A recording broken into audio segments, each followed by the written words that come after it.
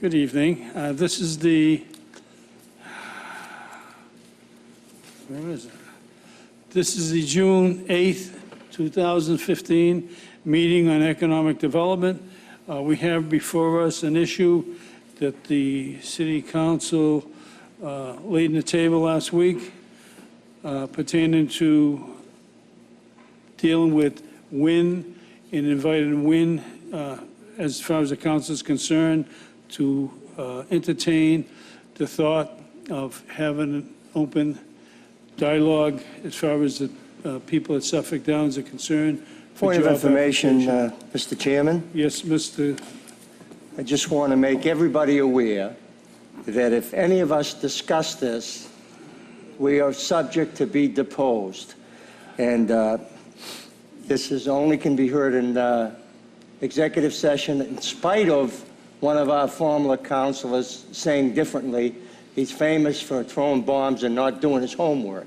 So I'm telling you the facts, and that's the way it is.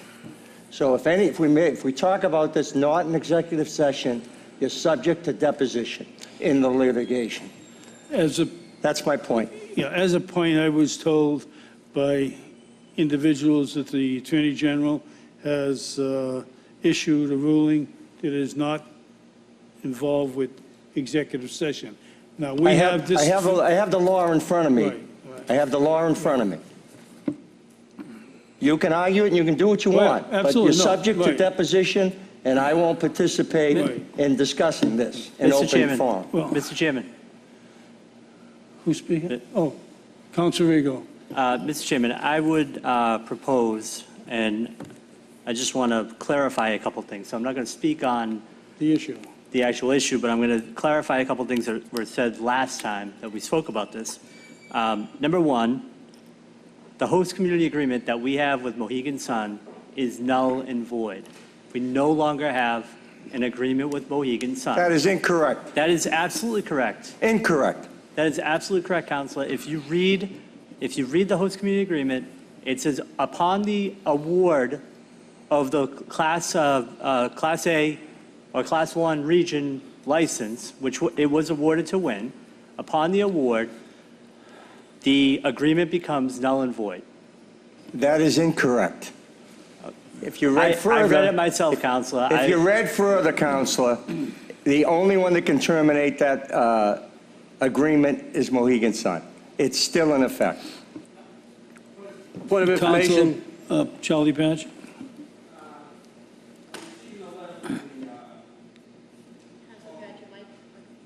I'm receiving a letter from Paul Capizzi, our city solicitor, that addressed to the council president that I've been advised by the city legal counsel any discussion of motion 15-119 by the full city council or any subcommittees may take place in executive session in accordance in order to protect the city litigation position.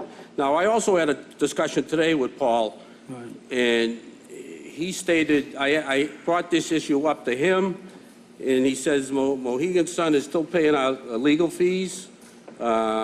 We still have a deal with them. Now, I believe Paul Capizzi to be an honorable man and take him for his word. That we're still in contractual agreement with Mohegan Sun. Thank you, Mr. Chairman. Thank you, Councilor Patch. Anyone else would like to speak? Mr. Chairman, I do want Councilor to. Rigo for the second time. I just want to comment on a few more points. The city of Somerville last week sat down with officials from Wynn. They also have a lawsuit with the Gaming Commission on the exact same issue.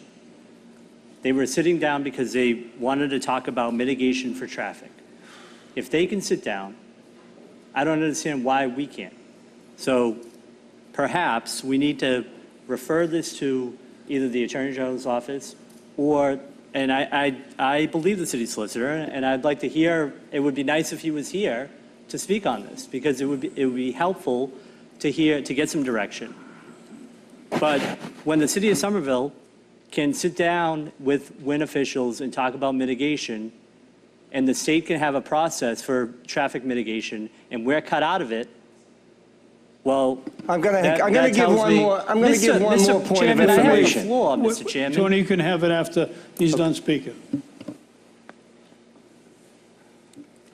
Thank you, Mr. Chairman. Is that a point of information, Counselor? Yes. I do. The fact that another city and town has acted what I consider not in the best interest of their city. We've been advised by our legal counsel, by our city solicitor. We've been advised by our legal counsel, our city solicitor, that we are jeopardizing Right. the litigation by speaking on this. Now, that's the advice we got from the You professionals. said- You take it or leave Before, it. Tony. Mr. Counselor. Chairman, Mr. Chairman, may I have the floor again? Counselor President, I would suggest that we get a written opinion from the chief law enforcement officer in the Commonwealth. Absolutely. Being the Attorney General. Not necessarily over the phone or hearsay, but a written opinion. And where he is the chief law enforcement officer of the Commonwealth, I think we would be on safe grounds to go by that opinion. I agree with you, Counselor. Thank you, Mr. Chairman. Thank you. Mr. Rotundo?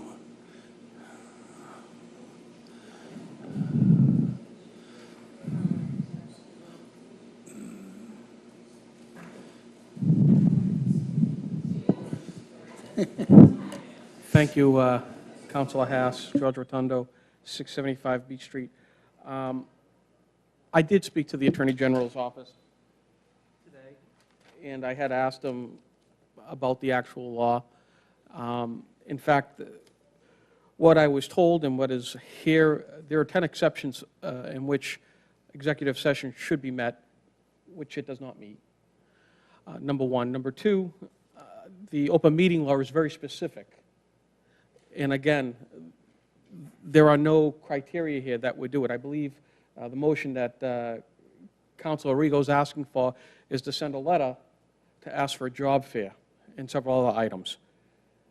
I mean, frankly, how does that influence mitigation or litigation? I have no idea, because frankly, looking at the current situation, trying to get people jobs is far different than something that's being litigated between the court and the city of Revere.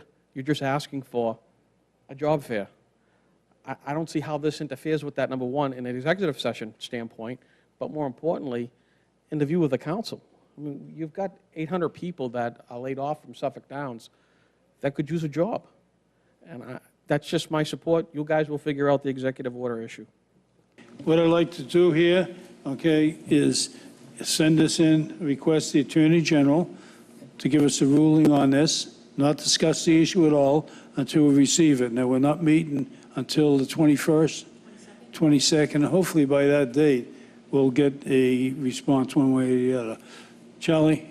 Yeah, thank you, Mr. Chairman. I just don't understand, what is the problem here? We want answers, or some councilors want answers.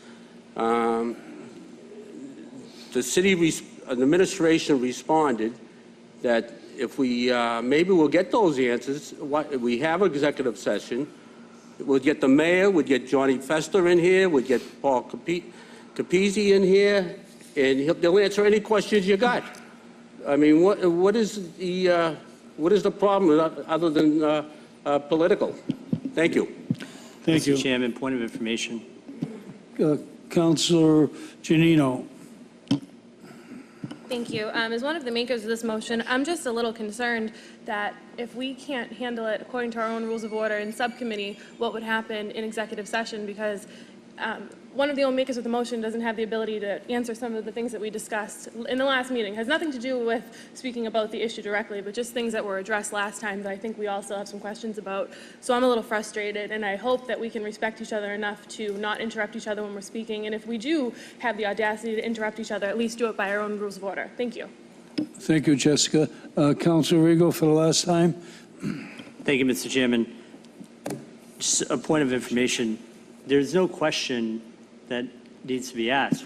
We're saying that we ought to be talking to Wynn about a job fair. They're scheduling job fairs. There are job fairs being scheduled in other communities. So why not open the line of communication? There's no question being asked. The only question is whether or not we sent the letter. Thank you, Mr. Chairman. Again, for a point of information, we're going to request the Attorney General, and again, any sitting councilor could send a letter to Wynn and requesting the same thing. So I close this meeting. We ask Lee send a letter to the Attorney General and ask him for his quick response. That would need to be in the form of a motion on your report. All right. Is there a motion? Anyone? Motion? Report. John Powers. No. Yeah. No, I agree with that. I think we have a situation here where we have conflicting opinions. Right. Some people say we can't do it. Others say we're in the right to do it. So again, I think it's very important that we get before we jeopardize any lawsuit or anything, we get an opinion from the Attorney General. And I think, not to diminish the city solicitor's expertise by any means, but I would think the chief law enforcement officer, where this is an issue that's going to involve the Commonwealth of Massachusetts, I think that the chief law enforcement officer render the opinion on that particular question. Thank you, Mr. Chair. On the motion, Ashley?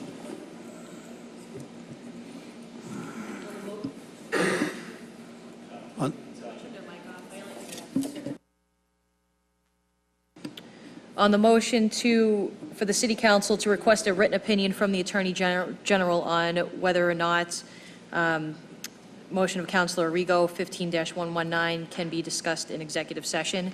Councilor Arrigo? Yes. Yes. Councilor Guanasso is absent. Councilor Haas? Yes. Yes. Councilor Novoselsky? No. No. Councilor Zambudo? No. No. And Council President Powers? Yes, the motion passes.